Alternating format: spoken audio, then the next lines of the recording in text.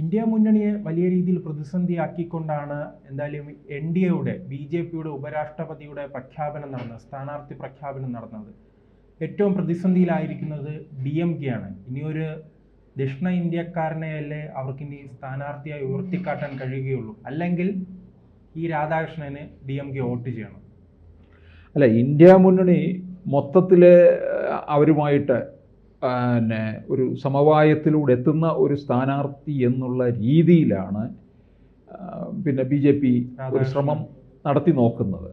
പക്ഷേ എനിക്ക് തോന്നുന്നില്ല ഇന്ത്യ മുന്നണി അതിന് വഴങ്ങുമെന്ന് തോന്നുന്നില്ല. ഇപ്പോഴത്തെ സാഹചര്യത്തിൽ ഇന്ത്യ മുന്നണി പിന്തുണ കൊടുക്കത്തില്ല.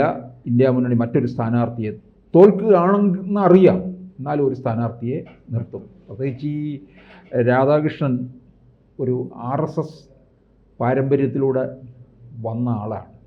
പിന്നെ സ്റ്റാലിൻ്റെ കാര്യത്തിനകത്താണ് നമുക്കിപ്പോൾ ഒരു സംശയം നിൽക്കുന്നത്.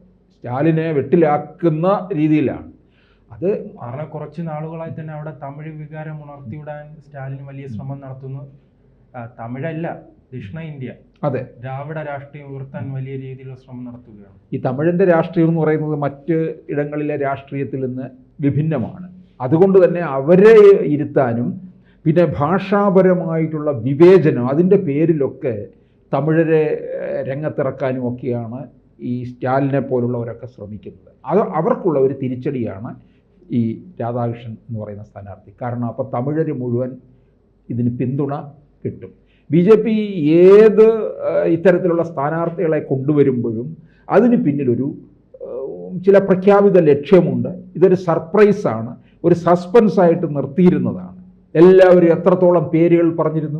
ആരിഫ് മുഹമ്മദ് ഖാൻ മുതൽ ഇങ്ങ് ശശി തരൂരിൻ്റെ പേര് വരെ പറഞ്ഞു കേട്ടിരുന്നതാണ്. അതെല്ലാം അങ്ങ് മറഞ്ഞുപോയി. ഇപ്പോഴാണ് നമ്മൾ ആരും പ്രതീക്ഷിക്കാത്ത തരത്തിൽ ഇത് തന്നെയാണ് ഇന്ത്യൻ രാഷ്ട്രപതിയെ തിരഞ്ഞെടുക്കുന്ന അവസരത്തിലും ദ്രൗപദി മുർമുവിനെ കൊണ്ടുവന്നു. അതായത് ഈ പാർശ്വവൽക്കരിക്കപ്പെട്ട് നിൽക്കുന്ന ഒരു വിഭാഗത്തിൽ നിന്ന് തന്നെയാണ് കൊണ്ടുവരുന്നത്. അങ്ങനെയുള്ളവരെയാണ് നരേന്ദ്രമോദിയും അമിത്ഷായും കണ്ടെത്തുന്നത്. പലപ്പോഴും BJP ലക്ഷ്യം വെച്ചിട്ടുള്ളത് ദക്ഷിണേന്ത്യ പിടിക്കുക എന്നുള്ളതാണ്. അവിടെ ഇന്ത്യയുടെ മറ്റ് പല സംസ്ഥാനങ്ങളും പിടിച്ചെടുത്ത് കഴിയുമ്പോൾ പറയാറുള്ള ഒന്നാണ് ഇനിയും ദക്ഷിണേന്ത്യയിലേക്ക്. കേരളവും തമിഴ്നാടും കർണാടകയും ഒക്കെ അവരുടെ ലിസ്റ്റിലുള്ള സംസ്ഥാനങ്ങളാണ്. അതിൽ ഇപ്പോൾ നോക്കിക്കേ, കേരളത്തിൽ തന്നെ വലിയ ശ്രദ്ധ കേന്ദ്രീകരിക്കുന്നുണ്ട്. എന്തുകൊണ്ട്? കാരണം BJPക്ക് ഇനി അങ്ങോട്ട് സാധ്യതയുണ്ട്. ഇവിടുന്ന് അങ്ങോട്ട് വളരെ ഗംഭീരമായിട്ട് പോയാൽ 31-ലെങ്കിലും അധികാരത്തിൽ വരാം എന്നുള്ളതാണ്. ഇപ്പോൾ സദാനന്ദൻ മാസ്റ്ററെ രാജ്യസഭാ അംഗം ആക്കിയിരിക്കുന്നു, രാഷ്ട്രപതി നോമിനേറ്റ് ചെയ്തതാണ്.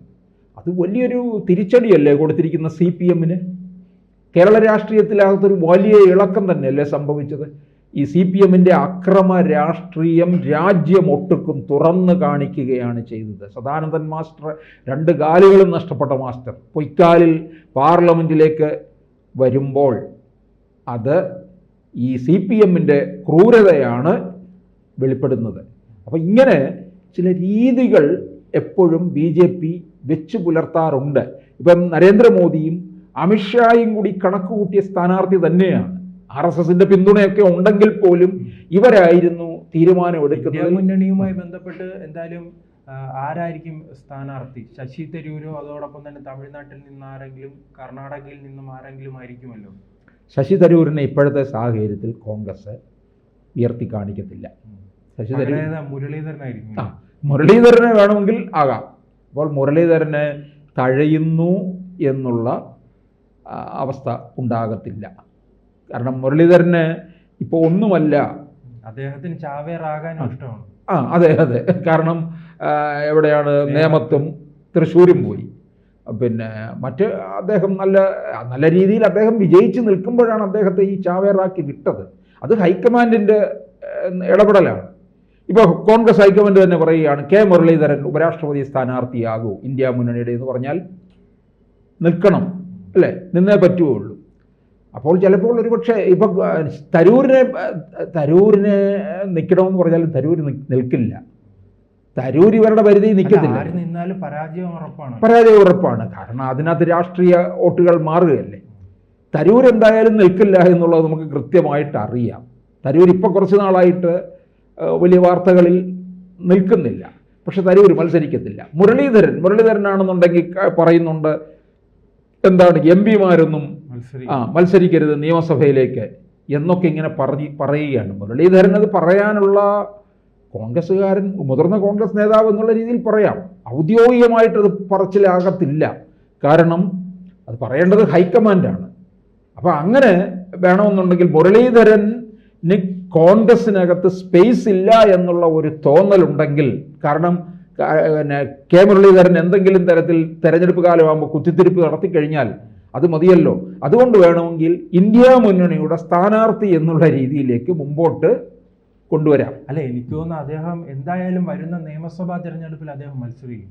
അത് കോൺഗ്രസിന് വേണ്ടിയാണോ BJPക്ക് വേണ്ടിയാണോ എന്നും സംശയം മാത്രമേ ഉള്ളൂ. അതേറെ കോൺഗ്രസ് തഴയുകയാണെങ്കിൽ ഉറപ്പായി അദ്ദേഹത്തിന് BJP സീറ്റ് നൽകും. അത് സാധ്യത കാണുന്നത് ഇപ്പോൾ BJPയിലേക്കാണ്. അതുകൊണ്ട് എന്തായാലും മത്സരിക്കും. അത് BJPയിലേക്ക് ആകുന്നുണ്ടെങ്കിൽ അതിൻ്റെ പ്രധാന ഉത്തരവാദി ഹൈക്കമാൻഡാണ്. അവിടെ ഇരിക്കുന്ന KC വേണുഗോപാലുമാണ്. കാരണം എങ്ങനെ ഒതുക്കാം, സീറ്റ് കൊടുക്കും ചിലപ്പം ജയിക്കാൻ പറ്റാത്ത തരത്തിലുള്ള ഇടത്തിലേക്ക്. വട്ടിയൂർക്കാവിലെ അപകടം മുരളീധരൻ നേരത്തെ മനസ്സിലാക്കിയല്ലോ. അതുകൊണ്ടാണ് പറഞ്ഞത് ഞാൻ വട്ടിയൂർക്കാവിൽ മത്സരിക്കാനില്ല. വട്ടിയൂർക്കാവിൽ ഒരു കാലത്ത് മുരളീധരൻ വേണ്ടപ്പെട്ട ആളായിരുന്നു. മുരളീധരൻ്റെ വേണ്ടപ്പെട്ട മണ്ഡലവുമായിരുന്നു വട്ടിയൂർക്കാവ്. അവിടെ നിന്ന് ഓടിച്ചു വിട്ടതല്ലേ, അതില്ലാതാക്കി, കയ്യിൽ നിന്ന് പോയി. അതും പോയി, കോന്നി മണ്ഡലവും പോയി.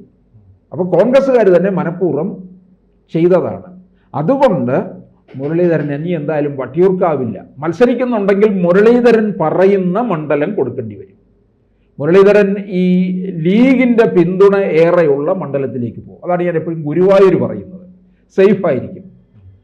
ലീഗുകാർ പാലം വലിക്കില്ല, കോൺഗ്രസ്സുകാർ ഉറപ്പായും പാലം വലിച്ചിരിക്കും. അതാണല്ലോ തൃശ്ശൂർ പാർലമെൻറ്റ് തിരഞ്ഞെടുപ്പിൽ കണ്ടത്.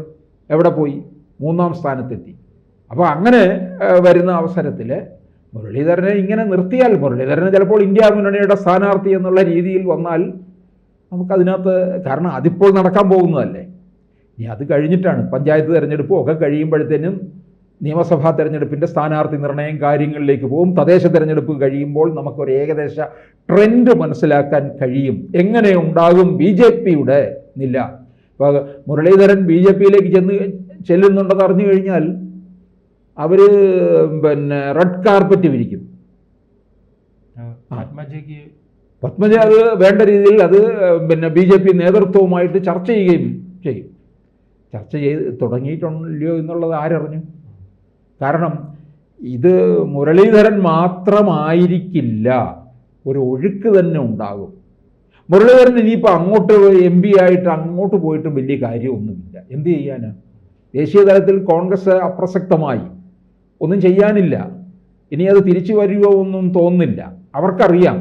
അതുകൊണ്ടാണ് ഈ കേരളത്തിൽ നിന്നുള്ള കോൺഗ്രസ് MPമാർ ഇനി ഇവിടെ നിയമസഭയിലേക്ക് മത്സരിക്കാമെന്ന് തീർച്ചപ്പെടുത്തുന്നത്. അവരൊക്കെ മുതിർന്ന നേതാക്കന്മാരാണ്. ജയിച്ചു വന്നു കഴിഞ്ഞാൽ മന്ത്രിയുമാകാം. കാരണം മുതിർന്ന നേതാക്കന്മാരായതുകൊണ്ട്. ബെന്നി ബെഹനാനും ആൻഡോ ആൻ്റണിയും പിന്നീട് MK രാഘവനും അവരൊക്കെ മുതിർന്നവരല്ലേ. അപ്പോൾ തീർച്ചയായിട്ടും അവർക്ക് ഇവിടോട്ട് വരിക, അവശേഷിക്കുന്ന കാലം മന്ത്രിയായിട്ടിരിക്കാം, പിന്നീട് കേരളത്തിൻ്റെ മുൻ മന്ത്രി ആയിരുന്നു എന്നും പറയാം. മുരളീധരന് ഇപ്പോൾ MLA അല്ല, MP അല്ല. ആ സാഹചര്യത്തിൽ അദ്ദേഹം ചിലപ്പോൾ ഇങ്ങനെയുള്ള സ്ഥാനങ്ങൾ നൽകുമ്പോൾ ഏറ്റെടുക്കാൻ തയ്യാറാകും.